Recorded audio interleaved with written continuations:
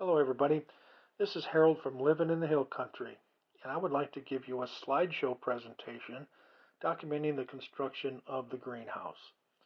The photos are in the daily chronological order in which they were taken to the best of my knowledge, and may not follow the audio portion very well, but I hope that you enjoy the presentation anyway.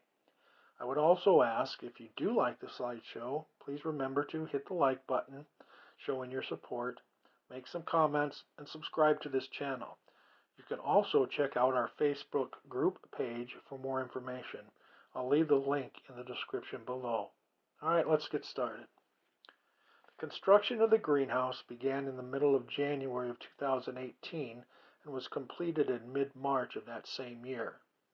The process was first to select the location we wanted the greenhouse to be. This was the easy part. We selected an area of land that had served as a garden area in the past, but had been unattended for many years. We then had to decide on the type and size of a greenhouse. We wanted one that would best fit our budget and provide us enough area to accomplish our goals of having a sustainable food source. After extensive research, it came down to the 16-foot by 28-foot Quonset greenhouse with 3.5-foot roll-up sidewalls made by Growers Solutions. I'll put a link to their website, their YouTube channel, and Facebook page in the description below for you to check out. Please note, I received no paid revenue, and you will not get any discount by mentioning this channel.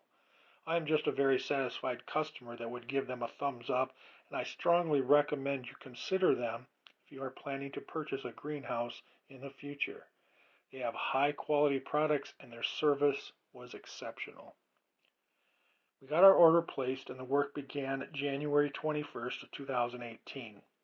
As you can see in the first few photos, the area was well overgrown with weeds, thickets, thorn bushes, and debris, native here in the hill country of Texas. The first few days were spent getting the area clear of the surrounding fence, T-posts, landscape timbers, and the old playhouse structure, which is later to become a deer hunting blind. From there it was the tedious process of pulling, chopping, and clearing the overgrowth. Not an easy process, and if I remember right, it took me about 4 days. Shortly after those days of sweat, blister, and scratches, the ground was finally cleared of the years of overgrowth and debris. At this point, the ground had to be scraped and leveled. I used a backhoe to get rid of the topsoil, plant roots, and etc., just to stop any type of undergrowth. After that, the 2x6 treated lumber that was to be used as the outside wall floor base was put down, squared up, leveled, and secured in place. The greenhouse was delivered a couple of days later, Thursday the 8th of February 2018. After a couple of days delay due to my work schedule and time restraint, the directions were interpreted and it was time to get started. I've included the directions that were provided by the company in this presentation. You'll have to pause to read them if you like, unless you're a speed reader. Step 1 was the ground stakes. The ground stake. Basically, they were metal side posts which were spaced out as instructed and drove into the ground about 3 foot deep before cutting them level at the top at the desired height. I opted for the 30-inch roll-up sidewall instead of a 42-inch. I then secured the base lumber to the post with the brackets that they provided.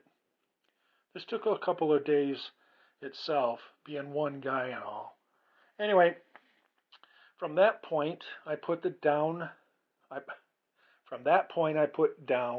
ground cover on what was to be the floor of the greenhouse, garden cloth, or what some say to be weed blocker. This was to help stop any possible undergrowth. I had the river rock gravel delivered a couple of days later, March 22nd, 2018, and the following couple of days were spent spreading it out on the floor of the greenhouse using a bucket loader, shovels, and rakes. Then the exciting part began as I started to put the greenhouse together following the remaining instructions. Steps 2, 3, and 4 of the instructions was installing the bow assembly and the purlins. The two-piece bow rafters were put together and fitted into the side posts. After that, the center purlin was installed, securing the structure. Then came steps 5 and 6, baseboards and end walls. The 2x6 treated lumber sidewalls were attached to the side posts for the roll-up sides, and then the end wall framing was installed. Not a difficult task, just time-consuming. Then came step 7, putting the wire lock on. The wire lock channel was installed on the sidewalls, end walls, and rooftop ends.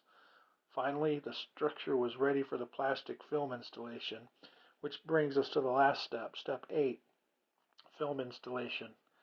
The greenhouse plastic was put on, the end walls first, and then the roof, with help from my wife.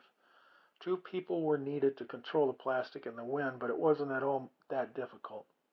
The plastic was secured in place by locking the wiggle wire into the wire channel.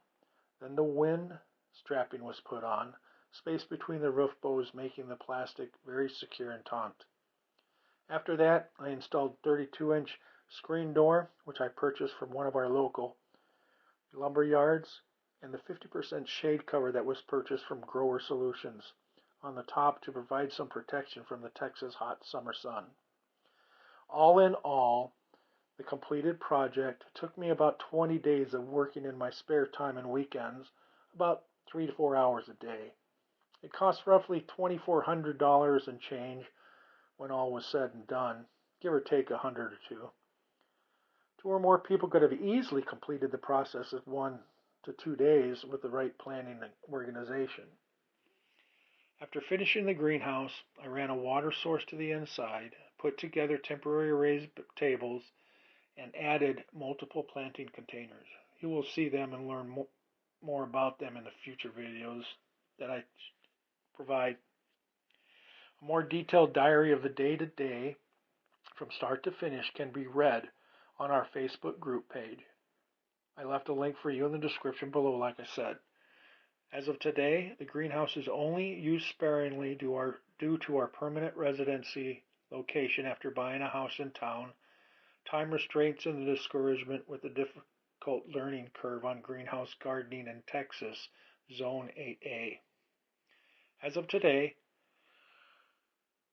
however, my journey will begin again this fall and winter when I start using it again and learn all the aspects of having a greenhouse in the hill country of Texas. There you have it, a little primitive and general presentation, but hopefully you'll enjoy it. If you did, please give it a thumbs up, showing that you liked it, and subscribe to the channel if you like. And if you want to see all my future greenhouse videos as I get the greenhouse up and running again, hit the notification bell. Thank you very much for watching. Hope you have a blessed and wonderful day. Goodbye.